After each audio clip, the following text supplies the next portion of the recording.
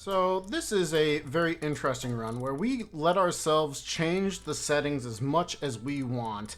And this is one of three categories of palworld speedrunning. I have categories where I run it on default casual and on default hard, both with and without glitches. But the very first exploit we kind of take advantage of is this starting screen right here. I'm going to go ahead and click start game on this save, while the speedrun is going to wait for about a minute and a half. But notice that daytime is burning. We're burning through daytime right now, and there's nothing else I can say. The start screen has daylight burn through it. So the longer you took to customize the character, the less daylight you had on your very first day of palworld.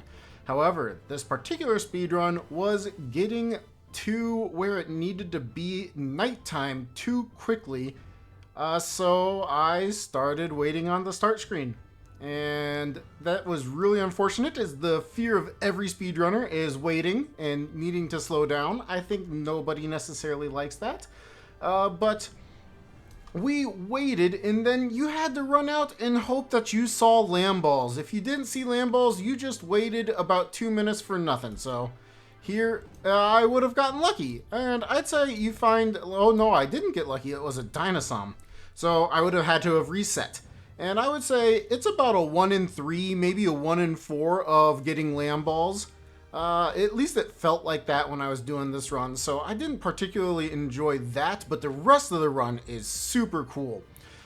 So we're going to take advantage of exploits that don't exist anymore. We were playing on version 4.4, I believe it was, and you can down patch the game and do that, but if you're not on Steam, you can't down patch, I don't think. But we start off as with any run you might expect. We quickly go and collect our wood. We collect our wool from these lamb balls, and the reason we needed them is we needed to make a parachute. So we gathered everything as quick as we could. We add things into work speed so that we can make things as quickly as possible. And then we, of course, wanted to make ourselves an axe and didn't have it. Now, this very beginning, I still don't play it quite perfectly. And if I could have played it perfectly, we might have been too quick getting to where we go. But you know what? I can't be upset. This is a great run all the way through. Just getting ourselves the technology we need to go as far as possible in as little time as possible. And this is taking advantage of, again, an exploit that can't be used anymore. I called it the build glide glitch. So this particular glitch allowed you to build on top of yourselves, and you would just get sent flying unbelievably quickly. So once we have our parachute, we're going to be able to build on top of ourselves and not have to worry about really traveling much at all. So here we go, we lined it up, we get into the pillar, and we send ourselves flying right over to chill it. We pop our parachute once really quickly so we don't die on landing, and then we build ourselves a stone spear over here because it takes a minute for pals to load in when you render much farther of the map in a very short period of time. So one of the positives of this glitch being gone is the render problem really isn't there anymore. So we go ahead and take out chill it really quickly with our pal spawn at ×3. We are up to level 18 already. We don't get anything useful from the chest, but we set ourselves up for Grintail. Grintail is another fairly low-level pal that can give us some money that we're desperately in need of. And we launch ourselves over to the Grintail so that we can kill that, get the experience, as well as the much-needed money. So once again, the pal takes a little bit to load. While we wait, we go ahead and pump the rest of our points into attack, because pretty soon we are going to be launching ourselves once again. Here, we use a spear cancel with our crouch, so every time the spear goes out, you can make it go even faster. It's like if you see people reload faster with rocket launchers and things like that by switching away from it. It's somewhat similar to that, but also quite a bit different. But once we kill Grinto here, we go ahead and collect its parts and respawn. This will allow us to go all the way back up to base. It's about a 10-second time. It says 5 seconds, but between the time it takes for you to actually respawn and get to where you want to be, it's about 10 seconds. But luckily, we have done everything fast enough. I'm very happy with this run at this point. I did not have the audio on, like, at all, because I was watching videos while I set up this, and it took multiple attempts, so I didn't do anything too crazy.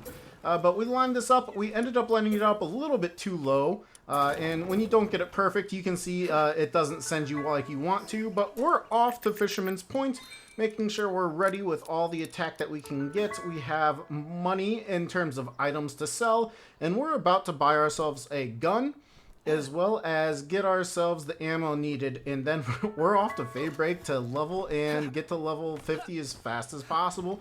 And I have not thought of a faster way than this. I was hoping that somebody would challenge me in this run, as it was a particularly fun one to come up with the idea on how to get to level 50 as fast as possible, but again, we don't respawn there because it's about a 10-second time loss overall versus like the 5-ish seconds it took me to run over to the fast travel and actually do it. So here, it's already nighttime. We could have been on Faybreak now, meaning we are already about 10 seconds behind what is, I think, potentially possible for this run. But it's a really, really good run.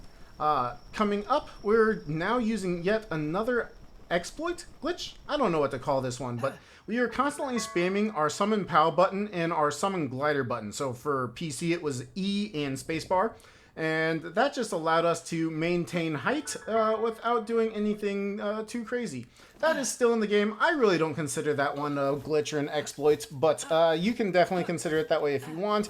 I would not use it if I was doing a glitchless run on this particular game. You know, Speedrun and palworld. There's categories for using glitches and for not using glitches, and we were definitely using glitches, sending ourselves flying across the map.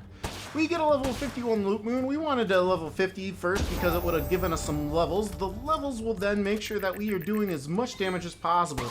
We are now doing 1,600 and 500 damage compared to what we were doing before. Some of that's attack, but almost all of it is level difference, and now you can see that our damage is just ramped up even more. We wanted our pals to be asleep because we get that bonus damage on that first shot, and it really, really helps out a ton when you have that much damage. Now we've killed all the non-alphas, we reset our game by glowing out and going right back in. Once we have gotten back in, we just need to kill the Loot Moons second and third time before going into the alphas. And it says that we're 9.6 seconds behind, but we are a little bit higher level than I normally am when I do this, and I have a pretty flawless execution of R2 there, our respawn 2. So now we are a good 5 seconds ahead of my previous best pace. We are doing quite well. I'm really, really happy with this run, and I believe I start talking right around here. So it is all about finishing off these last couple of pals and hitting level 50. Let me know if you thought this was interesting content, if you want me to go over more of my speedruns, maybe ones where I don't use glitches or things like that, or just anything that you might want to ask me about. I'm always glad to talk. No, I'm missing.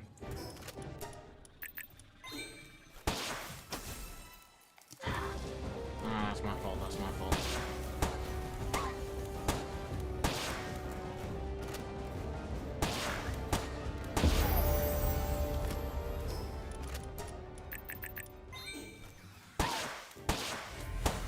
Did I just hear alarms? No, dude.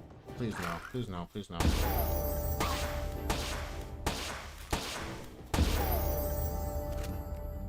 There it is.